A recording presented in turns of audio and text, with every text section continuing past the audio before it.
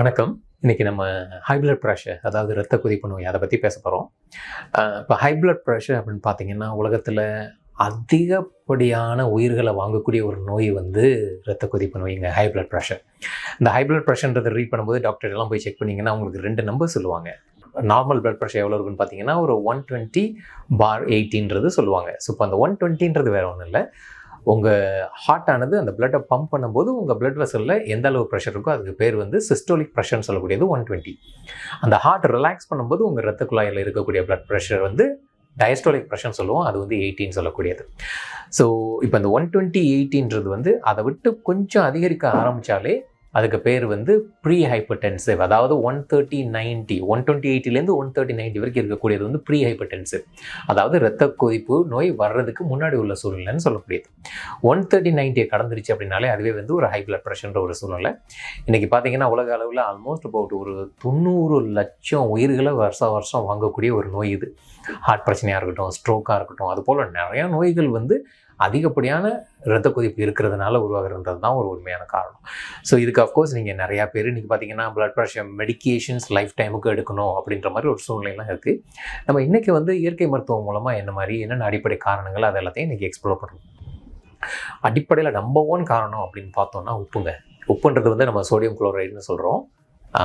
So sodium chloride அப்படின்னு பார்த்தோம் அப்படின்னா அதில் வந்து சோடியம் வந்து 40% இருக்கும், குளோரைடுன்றது 60% இருக்கும். சாதாரணமாக சாப்பிடக்கூடிய ஒரு உப்புல இந்த உப்பு தான் அடிப்படையில் இரத்த கொதிப்பு நோய்க்கான மூல காரணம்னு சொல்லலாம்.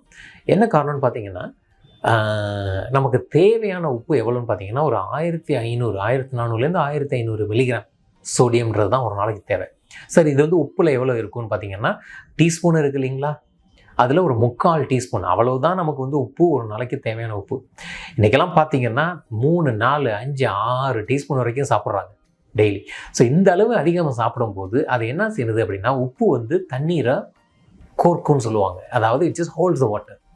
இந்த தண்ணீரோட அளவானது அதிகரிக்க இரத்த குழாய்களுக்கு உள்ளே இருக்கக்கூடிய ப்ரெஷரும் அதிகரிக்குதுன்றது தான் அடிப்படையில் ஒரு உண்மை. ஸோ இப்போ பார்த்தீங்கன்னா நிறைய டாக்டர்ஸ்லாம் சொல்லுவாங்க, இல்லை உப்புக்கு அதுக்கு சம்மந்தம் இல்லை, எவ்வளோ உப்புன்னா சாப்பிடுங்க அப்படின்ட்டு. ஒரு காலத்தில் பார்த்தீங்கன்னா மேலிக்னன்ட் ஹைப்பர்டென்ஷன் ஒரு நோய் உண்டு. மேலிக்னன்ட் ஹைப்பர்டென்ஷன்னா அவங்களுக்கெல்லாம் ரத்த கொதிப்பு வந்து எவ்வளோ இருக்குன்னு பார்த்தீங்கன்னா ஒரு 240/160 அந்த மாதிரி. அந்த காலத்தில் இந்த மேலிக்னன்ட் பிளட் ப்ரெஷர் வந்துச்சுனாலே உயிர் போயிடுன்றது தான் ஒரு நிதர்சனமான உண்மை. அப்போ டாக்டர் வால்டர் கெம்னன்னு சொல்லி அவர் வந்து 1940s ஒரு இது பண்ணார். அது என்னென்னா ரைஸ் அண்ட் ஃப்ரூட் டயட்னு சொல்லி ஒரு கான்செப்ட் கொண்டு வந்தாங்க. ஸோ அப்போ வந்து வெறும் பழங்களும் உப்பு போடாமல் வெறும் சாதமும் இதை மட்டும் கொடுத்து அந்த மாதிரி மேலிக்னண்ட்டாக இருக்கிற ஹை பிளட் ப்ரெஷரை நார்மலாக்கி கொண்டு வந்து 120/80 கொண்டு வந்து நிப்பாட்டினாங்க.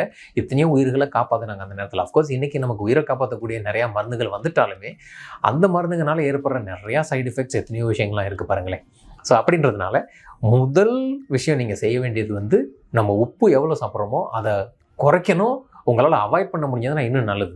நிறைய பேர் கேட்பீங்க எப்படி உப்பு இல்லாமல் சாப்பிட்றதுன்னு. உண்மை என்னென்னா நம்ம டங்கில் டேஸ்ட் பட் இருக்கு இல்லைங்களா, அந்த டேஸ்ட் உணரக்கூடிய பட்ஸ் நாக்கில் இருக்கு இல்லைங்களா, இது வந்து 14 நாளைக்கு ஒரு தடவை கொட்டிக்கிட்டே இருக்கும், மாறிக்கிட்டே இருக்கும். அப்படிங்கும்போது நீங்கள் உப்பு இல்லாமல் சாப்பாடு வெறும் 14 நாளைக்கு சாப்பிட்டுட்டு 15ஆவது நாள் சாதாரண உப்பு இருக்கிற ஒரு உணவை சாப்பிட்டீங்கனாலே உங்களால் சாப்பிட முடியாது, ரொம்ப உப்பு அதிகமாக இருக்க மாதிரி. ஸோ நம்ம நாக்கானது எல்லா விதமான டேஸ்ட்டுக்கும் பழகுன்றது தான் உண்மை. இப்போ பார்த்தீங்கன்னா உலக அளவில் உப்பு ரொம்ப குறைவாக சாப்பிட்ற கம்யூனிட்டி அவங்களெல்லாம் போய் செக் பண்ணி பார்த்தோம் அப்படின்னா அவங்க எல்லாருக்குமே ஸ்டாண்டர்டாக ஈவன் 60-70 வயசுங்களில் கூட அவங்க இரத்த கொதிப்பு பிளட் ப்ரெஷரானது ரொம்ப நார்மல் லெவலில் தான் இருக்குது. இன்ஃபேக்ட் இன்னும் குறைவாக இருக்குது அப்படின்றது தான் ஒரு உண்மை கூட. ஸோ அதனால் உப்பை கம்மி பண்ணுறது அப்படின்றது வந்து வெரி வெரி இம்பார்ட்டன்ட். 2வது, சரி அது தவிர வேறு எதெல்லாம் நம்ம எடுக்கலாம் இயற்கையில் நம்ம ப்ரெஷரை ரெகுலேட் பண்ணுறதுக்கு அப்படின்னு பார்த்தீங்கன்னா உங்களோட குடிக்கிற தண்ணீரோட அளவு அதிகப்படுத்துறது. ஏன்னா டையூரெட்டிக் எஃபெக்ட்னு சொல்லுவோம். ஸோ ஒரு நாளைக்கு ஆவரேஜாக 12லேருந்து 15 கிளாஸ் வரைக்கும் தண்ணி பர்டிகுலர்லி இரத்த கொதிப்பு நோய் இருக்கிறவங்க குடிக்கணுன்றது வந்து ஒரு நல்ல விஷயம். ஸோ அது வந்து ஜென்ரலாக அந்த சோடியம் அக்யூமுலேட் ஆகிருக்கிறதையும் குறைக்கும், உங்களுக்கு ப்ரெஷரும் ஓரளவு ரெகுலேட் ஆகும். சரி, இயற்கையில் வேறு என்ன விஷயங்கள் நீங்கள் செய்யலாம்னு பார்த்தீங்கன்னா முக்கியமாக 2 இந்த ஒரு பர்டிகுலர் ஜூஸ் உங்களுக்கு சொல்கிறேன். இது வந்து என்ன பண்ணுங்கன்னா நீங்கள் பீட்ரூட் ஜூஸ் எல்லாருக்கும் தெரியும். ஸோ பீட்ரூட் ஜூஸையும் அதே மாதிரி கோரியாண்டர் கொத்தமல்லி, ஸோ இது 2ஓட ஜூஸையும் மிக்ஸ் பண்ணி டெய்லி காலையில் ஒரு கப் நீங்கள் ரெகுலராக குடிச்சிக்கிட்டு வரும் பொழுதே உங்கள் பிளட் ப்ரெஷர் ஆனது நார்மலைஸ் ஆகுது. என்ன காரணத்தினாலும் பார்த்தீங்கன்னா நைட்ரிக் ஆக்சைடுன்னு ஒரு காம்பவுண்டுங்க. நைட்ரிக் ஆக்சைடுன்றது வந்து இரத்த குழாய்களை இயற்கையிலேயே விரிவடைக்க வைக்கக்கூடிய ஒரு விஷயம். இப்போ பார்த்தீங்கன்னா ஹார்ட் அட்டாக் வந்தவங்களுக்குலாம் டங்குக்கு கீழே ஒரு மருந்து கொடுப்பாங்க, நைட்ரோகிளிசரின்னு சொல்லி.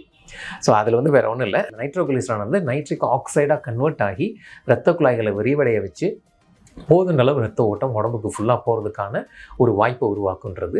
ஸோ அந்த நைட்ரிக் ஆக்சைடானது அபண்டண்ட்டாக இருக்கிறது வந்து நம்ம சாதாரண கொத்தமல்லி கீரைன்னு சொல்லுவாங்க, அதுலேயும் அதே மாதிரி எல்லா கீரைகளையும் அதிகமாக இருக்குது, அதே மாதிரி பீட்ரூட்டில் அதிகமாக இருக்குது. இது ரெண்டையும் நீங்கள் ரெகுலராக எடுத்துக்கிட்டு வரும்போது உங்கள் பிளட் ப்ரெஷரானது இயற்கையிலேயே ஓரளவு நார்மலைஸ் ஆகும். அதுவும் நீங்கள் வந்து ரெகுலராக ட்ரை பண்ணலாம். மூணாவது பார்த்தீங்கன்னா ஃப்ளாக்ஸீட். ஃப்ளாக்ஸீட் வந்து நம்ம தமிழில் ஆளி விதைன்னு சொல்லுவாங்க. ஸோ எங்கள் கிளினிக்கு வர்ற எத்தனை பேஷண்ட்டுங்களுக்கும் ஸ்டாண்டர்டாக நம்ம கொடுக்கக்கூடிய ஒரு விஷயம் வந்து ஃப்ளாக்ஸீட்னு சொல்கிறது. ஸோ இந்த ஃப்ளாக்ஸீடானது ஈவன் மருத்துவத்தில் கூட என்ன பண்ணியிருக்காங்கன்னா அவங்க ரிசர்ச்சில் கண்டுபிடிச்சிருக்காங்க, நிறையா ப்ரிஸ்கிரிப்ஷன் ட்ரக்ஸை விட இந்த ஃப்ளாக்ஸீடானது பிளட் ப்ரெஷரை கம்மி பண்ணுது அப்படின்றது. ஸோ அதனால் நீங்கள் ரெகுலராக ஒரு டேபிள் ஸ்பூன் 2 தடவை, காலையில் சாப்பிட்றதுக்கு முன்னாடி, நைட்டு சாப்பிட்றதுக்கு முன்னாடி இந்த ஃப்ளாக்ஸீட் நீங்கள் ரெகுலராக எடுத்துகிட்டு வர்றதன் மூலம் இந்த பிளட் ப்ரெஷரை டெஃபினெட்லி குறைச்சி நார்மலுக்கு கொண்டு வர முடியும். பட் இதோடு இல்லாமல் நீங்கள் இயற்கையிலே நம்ம ALM ஆயுஷ் எங்களோட சர்வீசஸை நீங்கள் சீக் பண்ணும் பொழுது உங்களுக்கு இரத்த கொதிப்பு எவ்வளோ இருக்குன்றதை அனலைஸ் பண்ணுறதோட மட்டும் இல்லாமல் எதனால உங்கள் பிளட் ப்ரெஷர் அதிகரிச்சிச்சு, எது ஜெனட்டிக்னாலையா, இல்லை உங்கள் சாப்பாட்டுனாலையா, இல்லை உங்கள் ஸ்ட்ரெஸ்னாலையா, இல்லை உங்கள் லைஃப் ஸ்டைல் ஃபேக்டர்னாலையான்றதை அனலைஸ் பண்ணி அந்த ஃபேக்டர்ஸை ரூட்லேருந்து ரிமூவ் பண்ணுறதன் மூலம் இந்த பிளட் ப்ரெஷரை பெர்மனண்ட்டாக மறுபடியும் திரும்ப வராத அளவுக்கு நம்ம வந்து இயற்கை மருத்துவம் மூலமாகவே சரி பண்ண முடியும். அதனால் வந்து பாருங்கள், பார்த்துட்டு அடிப்படையில் என்ன காரணன்றதை அனலைஸ் பண்ணி அந்த காரணத்துக்கான மருத்துவம் செய்கிறதன் மூலமாக தான் எந்த ஒரு நோய்களும் சரியாக வரும்.